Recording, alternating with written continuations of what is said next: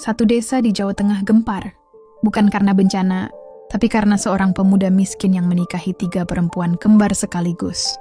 Semua orang iri kepada pemuda tersebut. Hingga malam pertama tiba, sesuatu yang tak terduga terjadi. Apa yang sebenarnya terjadi malam itu? Sebelum cerita ini dimulai, saya mohon keikhlasan teman-teman untuk subscribe dan like. Saya doakan Anda semua sehat, panjang umur, dan dilancarkan rezekinya. Mari kita mulai ceritanya. Di sebuah desa kecil terpencil di Jawa Tengah, suasana mendadak heboh bukan karena bencana atau masalah politik, melainkan karena sebuah peristiwa yang tak terduga. Seorang pemuda miskin bernama Gito, yang sehari-hari hanya bekerja sebagai tukang serabutan, menikahi 3 perempuan kembar sekaligus dalam satu akad nikah. Ketiga perempuan itu bukan orang sembarangan. Mereka dikenal sebagai 3 mawar dari Bukit Lemo. Cantik, anggun, dan selalu tampil rapi. Tak ada yang menyangka, ketiganya justru memilih Gito, pemuda miskin yang tak memiliki rumah, kendaraan, bahkan sering tidur di musala. Pernikahan itu digelar di balai desa. Dihadiri ribuan warga yang datang karena penasaran, ada yang tak percaya, dan sebagian lagi ingin memastikan bahwa ini bukan sandiwara. Namun kejadian aneh mulai muncul setelah akad selesai. Bukan Gito yang berubah, melainkan ketiga perempuan kembar itu. Malam harinya, Gito dibawa ke rumah ketiga istrinya. Sebuah rumah besar peninggalan ayah mereka, yang konon dulunya adalah seorang dukun sakti. Gito terkejut melihat rumah itu sangat sepi, tanpa pelayan, dan tetangga pun enggan mendekat. Seiring malam makin larut, satu persatu istri Gito datang ke kamarnya, tapi anehnya mereka tak datang bersamaan. Ketika satu masuk, 2 lainnya tiba-tiba menghilang. Wajah mereka berubah, tak lagi manis seperti siang tadi. Mata mereka merah, kulitnya pucat, dan bibir mereka dingin membeku. Gito merasa tubuhnya kaku, tak bisa bergerak. Suara azan yang biasanya menenangkan malam itu tak terdengar sama sekali. Ia sadar, malam itu ia tidak tidur bersama manusia biasa. Keesokan paginya, Gito bangun dengan tubuh lemas dan leher terasa seperti dicekik. Saat ditanya tentang kejadian semalam, ketiga istrinya hanya tersenyum dingin. Senyum yang tak hangat, seperti kabut subuh di pemakaman.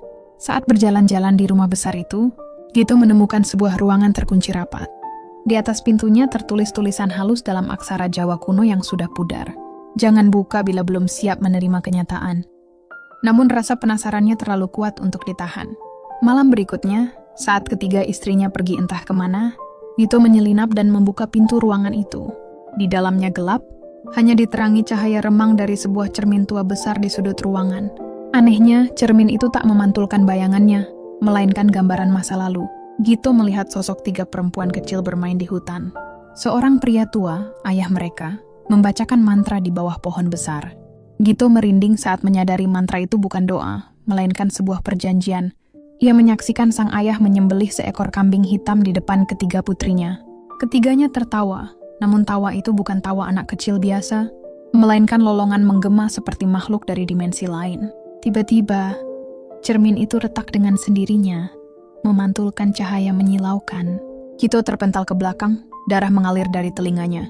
Saat mencoba keluar, pintu terkunci sendiri, dan dari balik cermin terdengar bisikan pelan. Kau bukan suami, kau adalah tumbal. Malam-malam berikutnya, suasana rumah semakin mencekam. Angin tak berhembus dari jendela, tapi dari lantai. Dinding rumah mengeluarkan desahan, dan lampu minyak yang dinyalakan Gito selalu padam tanpa alasan. Ketiga istrinya semakin aneh. Mereka jarang bicara, dan bila berbicara, suara mereka bergema 2 kali. Kadang terdengar suara keempat yang tak berasal dari siapapun. Saat Gito bertanya, mereka hanya menatapnya lama, seolah menahan sesuatu yang mengerikan. Gito mencoba mencari jawaban dari warga desa, tapi semua enggan bicara. Bahkan Pak RT langsung menutup pintu saat Gito datang. Hanya seorang nenek tua pikun yang tinggal dekat pemakaman mau membuka suara. Dengan suara parau, sang nenek memperingatkan, "Gito, cepatlah lari dari rumah itu. Rumah itu bukan tempat manusia." Nenek itu bercerita bahwa ayah ketiga, perempuan kembar itu, dulu membuat perjanjian dengan makhluk gaib untuk menjaga kekayaan dan keturunan mereka. Sebagai gantinya, setiap 20 tahun harus ada lelaki yang menjadi tumbal hidup. Dan sekarang, waktunya telah tiba. Tumbal berikutnya adalah Gito. Malam itu Gito pura-pura tidur. Ia mendengar bisikan dari dapur, ruang tamu, dan balik loteng. Diam-diam, ia menyelinap ke ruang rahasia dan menemukan sebuah buku tua bersampul kulit. Buku tua itu terbuka di hadapan Gito, memperlihatkan deretan nama-nama lelaki yang dulu menikahi ketiga perempuan kembar itu. Namun tak satu pun dari mereka yang selamat. Nama-nama itu dicoret dengan darah merah pekat, sementara satu ruang kosong tertulis dengan jelas, tumbal keempat, Gito. Tangan Gito mulai gemetar. Dari belakang, terdengar langkah kaki perlahan tapi berat, serempak 3 pasang kaki telanjang. Ketiga istrinya berdiri di ambang pintu, menatap tanpa berkedip, tanpa emosi.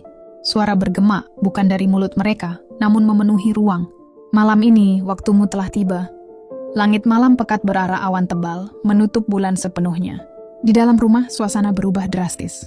Bukan lagi rumah manusia, tapi seperti sarang kegelapan. Lantai terasa seperti daging yang berdenyut, dinding bergetar, dan udara diselimuti bau amis yang menusuk. Gito berusaha melarikan diri, namun setiap pintu yang dibukanya selalu membawa dirinya kembali ke ruang tamu. Di sana, 3 kursi kosong berayun perlahan, seolah diayunkan oleh tangan tak terlihat. Istrinya kini tak lagi berbicara. Mereka hanya menatapnya dengan tatapan kosong, atau lebih tepat, penuh oleh makhluk lain yang hidup di dalam tubuh mereka.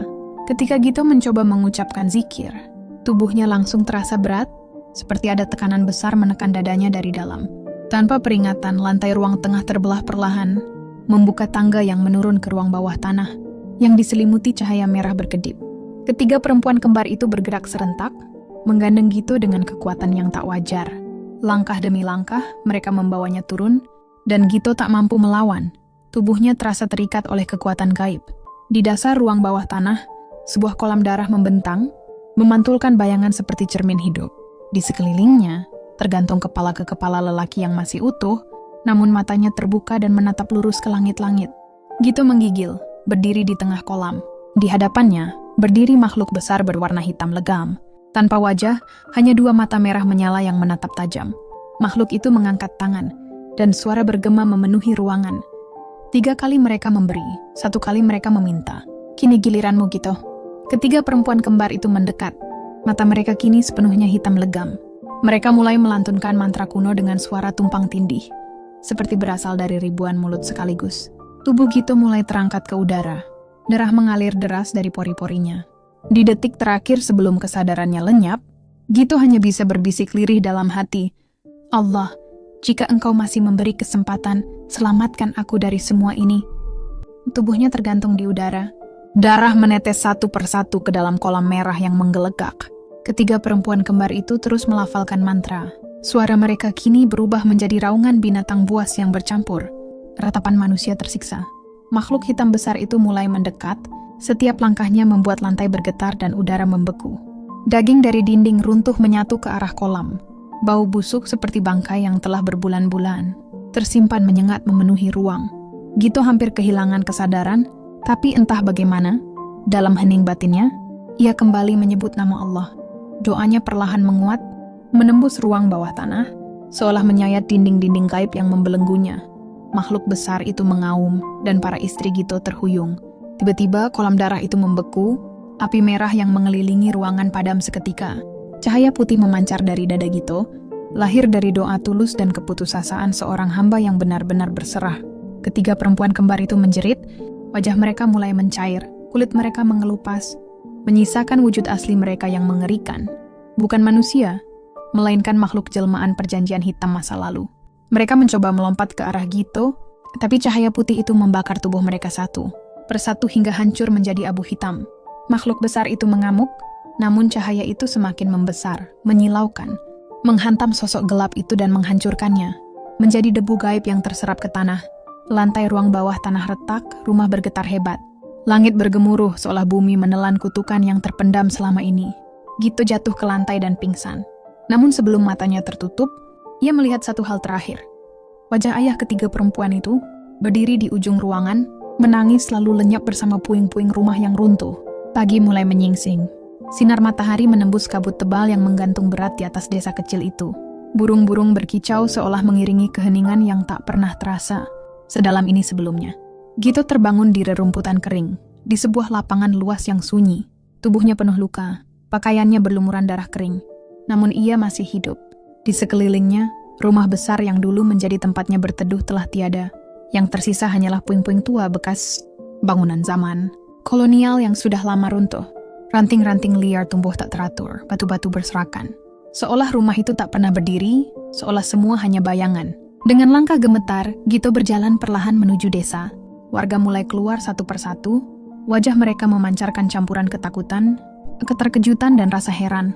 Seorang lelaki tua yang selama ini pendiam, akhirnya bersuara lirih, "Kau berhasil keluar, hanya kau yang bisa." Gito tak sepenuhnya mengerti maksud kata-kata itu, tapi ia sadar. Hidupnya kini telah berubah selamanya. Ia menyendiri selama berminggu-minggu, berdoa siang dan malam, memohon perlindungan kepada Allah. Hingga suatu malam, seorang anak kecil datang mengunjunginya di tempat ia bermalam. "Bapak mimpi semalam ada 3 perempuan datang." Mereka menangis minta maaf. Katanya mereka terperangkap oleh perjanjian ayah mereka, dan hanya 2 bapak yang bisa membebaskan mereka. Air mata Gito menetes. Mungkin, di balik semua kengerian yang pernah ia alami, ada jiwa-jiwa yang terpenjara dalam kutukan, jiwa yang tak pernah meminta untuk dilahirkan ke dalam penderitaan. Ia bangkit, duduk menghadap kiblat. Malam itu doanya lebih lama dan lebih dalam dari sebelumnya. Sejak saat itu, suara-suara aneh dari bukit tua tempat rumah itu pernah berdiri tak pernah terdengar lagi. Namun warga desa masih sering berbisik bahwa bila kau berjalan terlalu jauh ke utara pada malam Jumat, kadang terdengar nyanyian lembut 3 perempuan diiringi suara cermin yang retak perlahan. Hikmah dari cerita ini sederhana. Jangan pernah tertipu oleh keindahan lahiriah. Kekayaan, kecantikan, dan kemewahan bisa menyembunyikan kutukan dan kegelapan yang mengintai. Jangan pernah meninggalkan doa, sebab hanya Allah yang mampu menyelamatkan ketika semua pintu dunia tertutup. Terima kasih kamu sudah menyimak cerita ini. Jangan lupa untuk like video ini,